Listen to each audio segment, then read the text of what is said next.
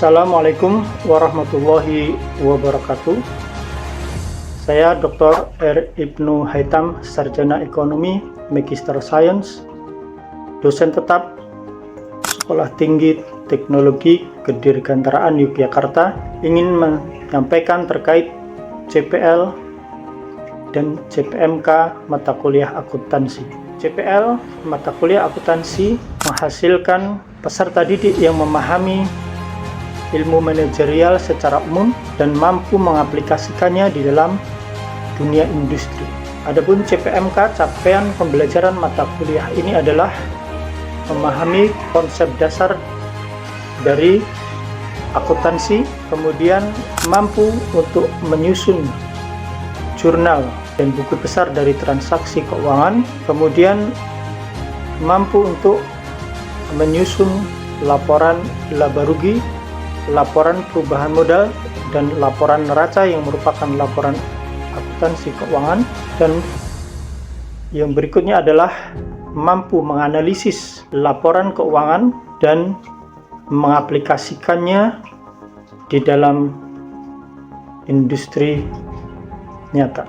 Berkaitan dengan konsep dasar dari akuntansi, maka memahami tentang profesi akuntan publik sebagai auditor yang mengaudit laporan keuangan organisasi bisnis, akuntan manajemen yang menyusun laporan keuangan entitas bisnis, akuntan pemerintah dalam hal ini adalah di Indonesia BPK, Badan Pemeriksa Keuangan Republik Indonesia, dan BPKP yang merupakan akuntan yang mengaudit laporan keuangan kementerian, badan, dan lembaga di pemerintahan.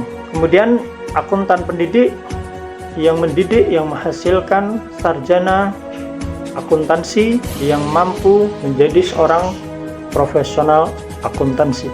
Kemudian akuntan biaya mampu untuk melakukan manajemen terkait dengan biaya.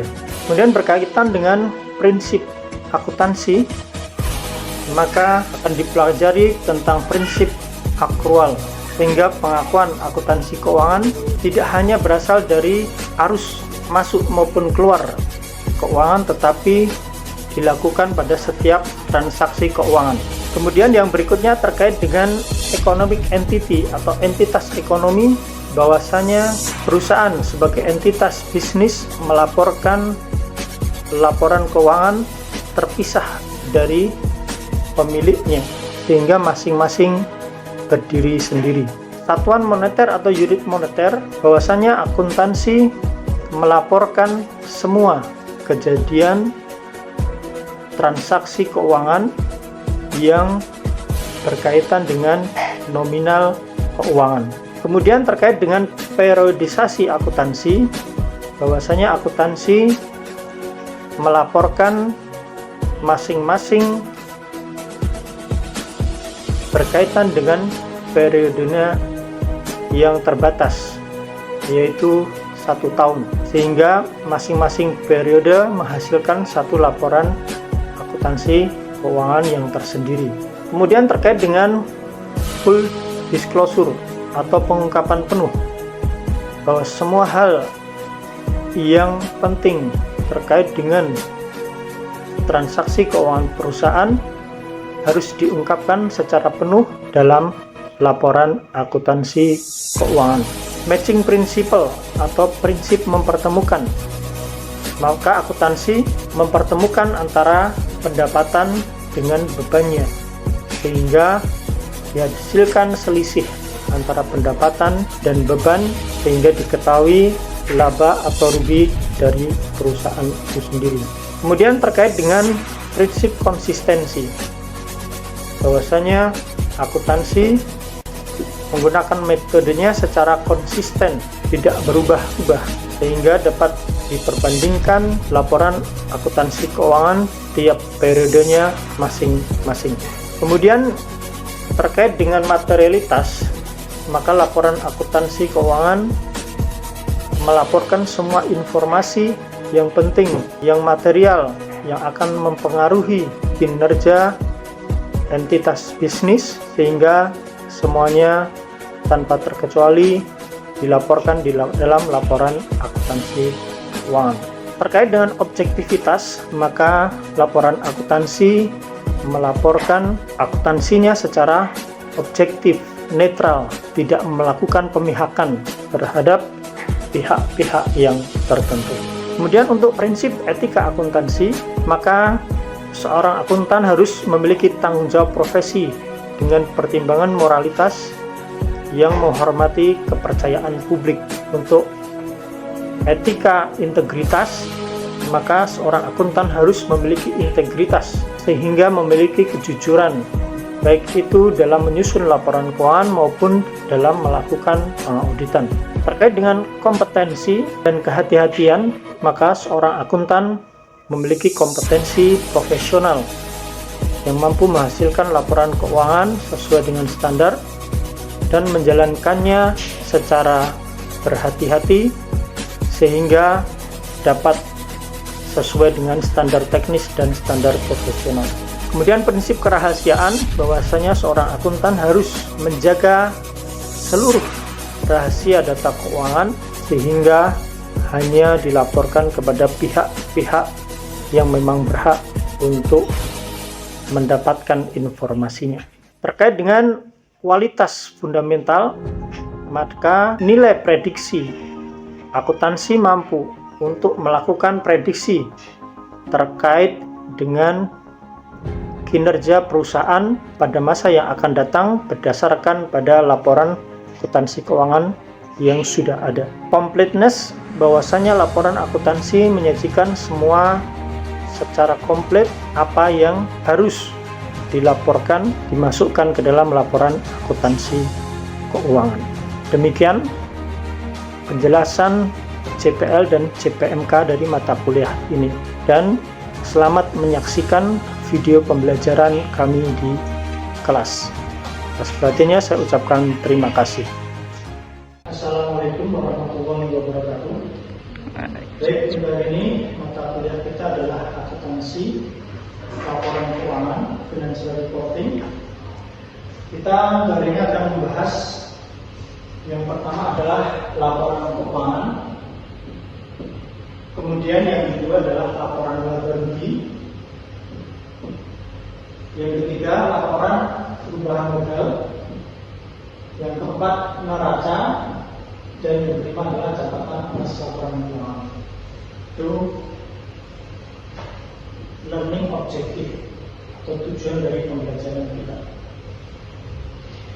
Baik, kita masuk kepada yang pertama, financial reporting atau laporan keuangan bahasa Indonesia. Ada yang tahu laporan keuangan terdiri dari apa saja? Ada 3, Bapak. Yes. Yang pertama itu adalah neraca, yang kedua laba rugi, dan yang ketiga itu perubahan modal. Nah, laporan keuangan seperti yang disampaikan Taruni bisa. Yang pertama adalah laporan laba rugi atau bahasa Inggrisnya adalah income statement. Kemudian yang kedua adalah laporan perubahan modal atau equity statement. Dan yang ketiga adalah neraca atau balance sheet. Baik. Kemudian yang pertama yang akan kita lakukan ketika membuat suatu laporan keuangan adalah kita membuat yang namanya jurnal. Jurnal ini muncul dari yang pertama, yang sebelumnya adalah transaksi keuangan. Jadi transaksi keuangan ini muncul dari operasional perusahaan. Kemudian tadi disebutkan yang pertama adalah neraca sendiri terdiri dari 2, yang pertama aktiva dan yang kedua adalah pasiva. Aktiva dan pasiva. Aktiva terdiri dari aktiva lancar dan aktiva tetap. Kemudian untuk pasifan terdiri dari hutang dan modal. Hutang dan modal. Ini yang dinamakan dengan neraca. Kemudian yang berikutnya adalah aktiva. Apa itu aktiva? Aktiva adalah harta sumber ekonomi dari perusahaan itu sendiri. Ini namanya aktiva. Kemudian apa itu modal atau equity? Modal atau equity adalah hak dari pemilik perusahaan. Kalau di PT namanya saham. Jadi hak dari para pemilik. Kemudian yang berikutnya adalah hutang. Apa itu hutang? Hutang atau liability atau debt. Hutang adalah kewajiban yang harus dibayarkan kepada pihak ketiga. Seperti itu. Jadi intinya di sini adalah persamaan akuntansi. Aktiva sama dengan hutang plus modal. Ini persamaan akuntansi dasar. Kemudian yang berikutnya, aktiva tadi seperti saya sebutkan sebelumnya terdiri aktiva lancar dan aktiva tetap. Aktiva lancar terdiri dari kas, peralatan dan perlengkapan. Kemudian hutang sendiri ada dua, hutang jangka pendek dan hutang jangka panjang. Hutang jangka pendek apa? Hutang yang harus dibayar kurang dari 1 tahun. Kalau hutang jangka panjang boleh dibayar lebih dari 1 tahun. Kemudian kita masuk kepada yang berikutnya, laporan laba rugi. Laporan laba rugi adalah laporan yang menunjukkan selisih dari pendapatan perusahaan dengan beban perusahaan. Pendapatan ada pendapatan jasa, ya. Ada pendapatan manufaktur, ya. Ada pendapatan dari penjualan produk. Beban, kita lihat beban ada beban listrik, ya. Ada beban iklan, ya. Ini namanya beban. Kemudian yang berikutnya adalah kas. Kas tadi apa? Kas ini adalah uang tunai, uang yang bersifat liquid yang sewaktu-waktu dapat digunakan oleh perusahaan. Itu namanya kas. Kemudian kas ini harus dilakukan manajemen kas karena dia sangat liquid, mudah berpindah tangan, mudah diselewengkan, mudah disalahgunakan. Maka di sini harus dilakukan pencegahan dengan baik. Kemudian yang berikutnya adalah pendapatan. Ini pendapatan. Pendapatan itu apa? Di sini disebut arus manfaat ekonomi. Jadi pendapatan di sini arus masuk manfaat ekonomi. Perusahaan mendapatkan manfaat ekonomi. Dari aktivitas apa? Aktivitas bisnis normal. Kalau perusahaan penerbangan, aktivitas bisnis normalnya misalnya pembelian, penjualan tiket pesawat, kan? Seperti itu. Kemudian yang berikutnya adalah beban. Apa beban? Seperti kita lihat di situ adalah aset keluar, realisasi pendapatan, penurunan manfaat ekonomi. Jadi di sini penurunan manfaat ekonomi namanya beban. Pendapatan dikurangi beban nanti akan diketahui laba atau rugi dari suatu perusahaan itu sendiri. Kemudian kita lanjut kepada yang berikutnya adalah utang tadi. Utang adalah kewajiban pada pihak ketiga yang harus dibayar oleh perusahaan dalam jangka waktu kurang dari 1 tahun maupun lebih dari 1 tahun. Kemudian yang berikutnya adalah perlengkapan. Di sini perlengkapan adalah barang habis pakai yang bersifat kecil. Di situ contohnya ada kursi, staples, cat, filing kabinet, etalase, ya, pena, pensil, itu adalah perlengkapan. Kemudian peralatan apa? Peralatan adalah alat dukung operasi yang bersifatnya ukurannya lebih besar, tahan lama, memiliki manfaat yang lebih panjang. lebih dari 1 tahun. Itu namanya peralatan. Contohnya di sini ada mesin, truk, mobil, peralatan kantor, kendaraan, perangkat elektronik, komputer, bis, mesin dan sebagainya, itu yang bersifat lebih besar, namanya peralatan. Kemudian yang berikutnya sifat agung tadi sudah ya, persamaan akuntansi, rival sama utang plus modal. Kemudian asumsi. Asumsi yang pertama adalah asumsi monetary unit. Jadi yang masuk ke dalam laporan keuangan itu hanya yang bernilai moneter, bisa rupiah, bisa dolar, yang di luar itu tidak bisa masuk. Kemudian economic entity, ini adalah entitas yang terpisah antara perusahaan satu dengan perusahaan lain, itu bersifat terpisah. Kemudian time period, memiliki periode waktu per tahun 2026, 2027, 2028. Jadi di sini adalah laporannya per tahun. Baik, sekarang kita ambil contoh ya. Misalnya di sini transaksi keuangan. Bapak ini mendirikan PTI dengan menyetorkan modal 10 juta pada tanggal 1. Kemudian pada tanggal 2 terjadi pembayaran iklan. Jadi ada biaya expenses iklan sebesar 1 juta. Kemudian tanggal 3 pembelian peralatan 3 juta rupiah secara kredit. Secara kredit artinya secara hutang. Misalnya peralatan komputer seperti itu. Kemudian tanggal 4 di sini ada pendapatan atau revenue. Pendapatan sebesar 5 juta. Misalnya perusahaan memberikan jasa konsultasi seperti itu. Kemudian yang kelima, tanggal 5 perusahaan memberi perlengkapan 500.000 secara tunai atau cash atau tunai.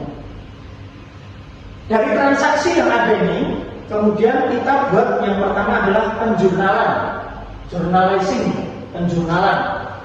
Tanggal 1 kita buat di sini cashnya di debit 10 juta, modal di kredit 10 juta. Tanggal 2 beban di debit 1 juta, kas di kredit 1 juta. Tanggal 3 pembelian peralatan secara hutang, peralatan bertambah 3 juta, hutang bertambah 3 juta. Tanggal 4 ada pendapatan di sini kas 5 juta, dapat uang kas baru uang tunai 5 juta, pendapatan bertambah 5 juta. Kemudian yang berikutnya tanggal 5 pembelian perlengkapan 500.000, kasnya berkurang 500.000. Yang pertama kita sudah buat penjurnalan. Kemudian setelah dari penjurnalan, kita langkah selanjutnya adalah langkah yang ketiga dari transaksi jurnal, kita masuk ke buku besar. Buku besar. Dari buku besar ini bisa kita lihat di sini ada masuk modal 10 juta, berkurang beban pikiran 1 juta, bertambah pendapatan 5 juta, berkurang pendapatan 500.000, sehingga 13.500.000. Ya kan? Jadi di sini kasnya 13.500.000. Kemudian modalnya berapa tadi? Dari sini kita cari modalnya hanya 10 juta, beban 1 juta, hutang 3 juta, peralatan, pembelian peralatan tadi 3 juta, kemudian perlengkapan 500.000, ya, pendapatan 5 juta. Ini buku besar masing-masing. Dari buku besar ini kita akan masuk ke langkah keempat, yaitu di sini kita membuat laporan laba rugi. Laporan laba rugi. Yang perlu dibuat laporan laba rugi, kita mencari pendapatan. Di sini kita dapatkan pendapatan ada 5 juta, dikurangi beban ada 1 juta. 5 juta dikurangi 1 juta. Di sini ada 4 juta. Jadi kita sudah bisa mendapatkan income statement atau laporan laba rugi 4 juta. Nanti yang masuk di dalam laporan keuangan yang resmi kita munculkan, misalnya perusahaan go public, dilaporkan di Bursa Efek Indonesia itu hanya tiga ini.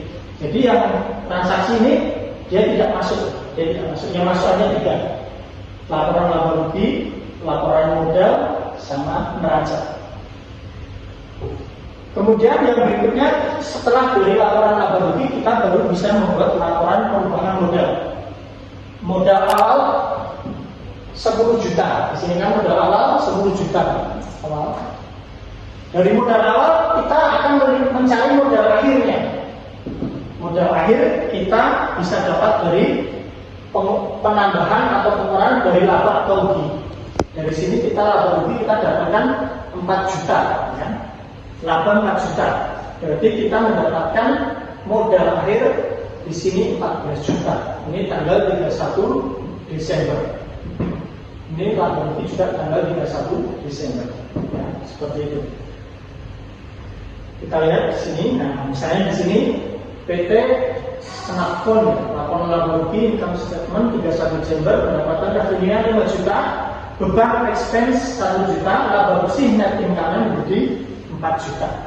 Dari situ kita masuk langkah yang berikutnya, membuat laporan modal atau earnings equity statement. Laporan perubahan modal 31 Desember. Di sini investmentnya tadi modal awalnya 10 juta, laba bersih nanti 4 juta, sehingga owner's capital akhirnya 14 juta. Kemudian kita terakhir adalah membuat neraca dari defisit, inti dari laporan keuangan, laporan akuntansi. Kita cek dulu dari aktiva lancar. Kasnya kita dari buku besar 13.500.000, kita masukkan di sini 13.500.000 kas. Kemudian kita masuk ke peralatan atau supplies. Cari dari buku besar. Di sini ada 3 juta. Ada 3 juta supplies ini. 3 juta ya. Kemudian kita buat lagi aktiva lancar berikutnya, didapat perlengkapan di sini 500.000. Perlengkapan 500.000, sehingga aktiva lancarnya kita sudah dapat ada kas, peralatan, perlengkapan. Seperti itu. Kemudian yang berikutnya hutang liability. Di sini dari buku besar ada 3 juta. Liability-nya 3 juta. Kemudian modal kita ambil dari laporan perubahan modal di sini. Modalnya kan awalnya cuma 10 juta. Di sini sudah ada naikkan menjadi 14 juta. 14 juta. Seperti itu. Sehingga di sini balance sheet neraca 31 Desember ini menunjukkan aktiva atau harta dari perusahaan itu. Dari sini kita jumlahkan 13.500.000 ditambah 3 juta tambah 500, jadi ada 17 juta. 17 juta. Kemudian di sini hutangnya 3 juta, modal 14 juta. Jadi total ada 17 juta. Jadi balance imbang antara neraca aktiva dan pasiva. Maka ini menunjukkan bahwasanya perhitungan kita tepat. Ini adalah teori dasar dari transaksi keuangan. Langkah pertama, kemudian masuk kita buat penjualan, kedua, ketiga buku besar, keempat laporan laba rugi, kelima laporan perubahan modal, dan yang terakhir adalah neraca. Inilah yang nanti akan dijadikan perusahaan untuk melihat bagus atau tidaknya suatu perusahaan adalah dari laba rugi, laporan perubahan modal, dan neraca. Seperti itu. Dari sini kita bisa melihat bagaimana suatu proses di dalam membuat laporan keuangan akuntansi melalui 6 tahapan utama seperti itu. Dan ini kita bisa lihat di seluruh perusahaan-perusahaan dari mungkin dari Asia, dari Eropa, dari Amerika, semuanya perusahaan akan membuat laporan keuangan yang resmi seperti ini, sehingga bisa dilihat, dibandingkan misalnya Garuda Indonesia dengan Citylink, dengan Lion Air, nanti akan terlihat, oh labanya siapa yang paling besar antara Garuda Indonesia, Malaysia Airways, dengan Qatar Airways, dengan Singapore Airlines misalnya kan, dengan Emirates, siapa labanya yang paling besar, kita bisa tahu. Siapa yang memiliki modal yang paling besar, kita bisa tahu ya kan. Kemudian dari sini peralatan pesawatnya siapa yang paling banyak, kan kita bisa tahu. Nanti akan muncul di catatan atas laporan keuangan. Ini yang menjelaskan semuanya tadi, seperti itu ya. Sehingga bisa diperbandingkan antara satu dengan yang lain. Demikian pada kesempatan kali ini pembahasan kita tentang akuntansi financial reporting. Terima kasih atas perhatian dari mahasiswa semua. Assalamualaikum warahmatullahi wabarakatuh.